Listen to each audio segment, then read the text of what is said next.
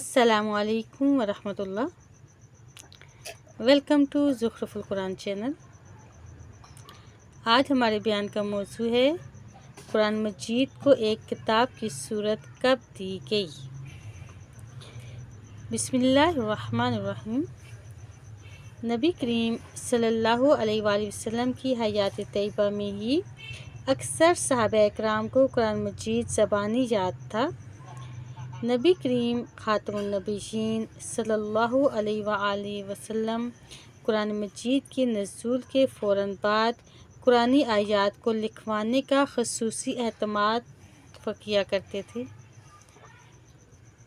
نبی کریم صلی اللہ علیہ وآلہ وسلم کی حیات طیبہ ہی میں مکمل قرآن مجید لکھا جا چکا تھا۔ عہد رسالت میں قرآن مجید عموماً پتھر کی سلوں، چمڑے، کھجور کی چھال اور اونٹ کے شانے کی ایسی ہڈی پر لکھا جاتا تھا جو خاص اسی مقصد کے لیے تیار کی جاتی تھی۔ یوں قرآن مجید عہد نبوی میں ہی مکمل حفظ ہونے کے ساتھ ساتھ مختلف جگہوں پر لکھا ہوا تھا، مگر قرآن مجید ایک کتاب کی صورت میں موجود نہ تھا، بلکہ مختلف چیزوں کے اوپر لکھا ہوا موجود تھا۔ قرآن مجید کو سرکاری سرپرستی میں جمع کرنے کی ضرورت اس وقت پیش آئی جب حضرت ابوبکر صدیق رضی اللہ تعالیٰ عنہ کے دور خلافت میں، اس وقت جب جنگ یمامہ میں قرآن مجید کے سینکڑوں حفاظ اکرام شہید ہو گئے۔ اللہ تعالیٰ کی مدد سے مسلمانوں کو اس جنگ میں فتح نصیب ہوئی، تاہم اس وقت یہ محسوس کیا گیا کہ اگر مستقبل میں اسی طرح حفاظ اکرام شہید ہوتے رہے تو کہیں قرآن مجید کا کوئی حصہ ضائع نہ ہو جائے۔ حضرت ابوبکر صدیق رضی اللہ تعالیٰ عنہ نے حضرت عمر فاروق رضی اللہ تعالیٰ عنہ اور دیگر جلیل القدر صحابہ اکرام کے مشورے سے قرآن مجید کو جمع کرنے کا آغاز کیا۔ حضرت ابوبکر صدیق نے صحابہ اکرام کے مشورے سے مشہور قاری قرآن حضرت زید بن ثابت کو اس عظیم کام کی تکمیل کے لیے منتخب کیا۔ حضرت زید بن ثابت رضی اللہ تعالیٰ عنہ عہد رسالت میں وحی کی کتابت کا فریضہ سر انجام دیتے تھے۔ حضرت زید بن ثابت رضی اللہ تعالیٰ عنہ کی سربراہی میں قائم کمیٹی نے مسلسل اور انتہائی محنت سے قرآن مجید کو ایک مصحف کی صورت میں جمع کیا۔ قرآن مجید کا یہ نسخہ حضرت ابوبکر صدیق رضی اللہ تعالیٰ عنہ کے پاس موجود رہا، جو آپ کی وفات کے بعد حضرت عمر فاروق رضی اللہ تعالیٰ عنہ کو منتقل ہوا اور حضرت عمر فاروق کی شہادت کے بعد ام المؤمنین حضرت حفصہ کی تعویل میں آ گیا۔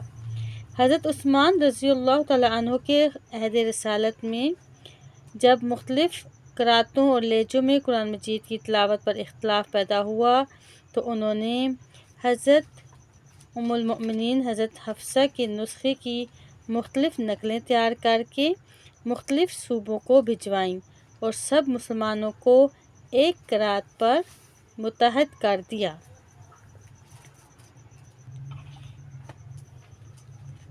لفظ قرآن قرات سے ہے، جس کے معنی پڑھنے کے ہیں۔ قرآن مجید ایسی کتاب ہے جو دنیا میں سب سے زیادہ پڑھی جاتی ہے، اس لیے قرآن کہا جاتا ہے۔ قرآن مجید اللہ تعالیٰ کی آخری کتاب ہے جو اللہ تعالیٰ نے آخری نبی حضرت محمد صلی اللہ علیہ وآلہ وسلم پر نازل فرمائی۔ یہ اللہ تعالیٰ کا کلام ہے جو اللہ تعالیٰ کے مقرب فرشتے حضرت جبرائیل علیہ السلام کے ذریعے سے نازل ہوا۔ قرآن مجید کو اللہ تعالیٰ نے تقریباً 23 سال کے عرصے میں آہستہ آہستہ حالات و واقعات اور ضرورت کے مطابق نازل فرمایا۔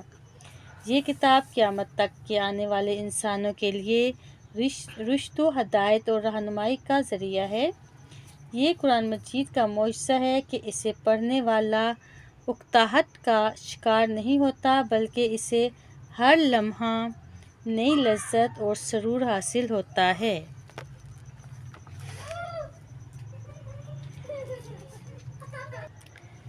قرآن مجید ایک محفوظ کتاب ہے۔ قرآن مجید کی حفاظت کی یہ دلیل ہے کہ اس کا ایک ایک حرف 14 صدیاں گزرنے کے باوجود بھی محفوظ ہے۔ قرآن مجید کے الفاظ کی طرح اس میں بیان کی گئی معلومات بھی قرآن مجید کے اعجاز کی دلیل ہیں۔ قرآن مجید دنیا کی وہ واحد کتاب ہے جو آج تک اسی طرح محفوظ ہے جس طرح نازل کی گئی تھی۔ قرآن مجید قیامت تک کے آنے والے انسانوں کے لیے ہدایت کا ذریعہ ہے۔ چنانچہ اللہ رب العزت نے قرآن پاک کی حفاظت کا ذمہ خود لیا اور قرآن پاک میں سورۃ الحجر میں فرمایا۔ سورۃ الحجر میں اللہ تعالیٰ فرماتے ہیں اِنَّا نَحْنُ نَزَّلْنَا الذِّکْرَ وَإِنَّا لَهُ لَحَافِظُونَ۔ ترجمہ: بے شک ہم نے ہی اس ذکر یعنی قرآن کو نازل کیا اور بے شک ہم ہی اس کی حفاظت فرمانے والے ہیں۔ قرآن پاک ایک عالمگیر کتاب ہے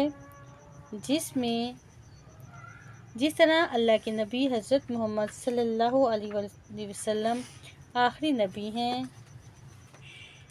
اور تمام جہانوں کے لیے رحمت للعالمین ہیں، اسی طرح آپ خاتم النبیین پر نازل ہونے والی کتاب بھی تمام انسانوں کے لیے ہدایت کا سرچشمہ ہے۔ قرآن مجید کسی خاص قوم یا وقت کے لیے نہیں بلکہ قیامت تک کے انسانوں کے لیے رہنمائی کا ذریعہ ہے۔ اللہ رب العزت ہمیں قرآن پاک پڑھنے، اس پر عمل کرنے، اس کو زیادہ سے زیادہ سیکھنے اور سکھانے کی توفیق دے اور ہم سب کو باعمل مسلمان بنائے۔ آمین ثم آمین۔ السلام علیکم ورحمۃ اللہ۔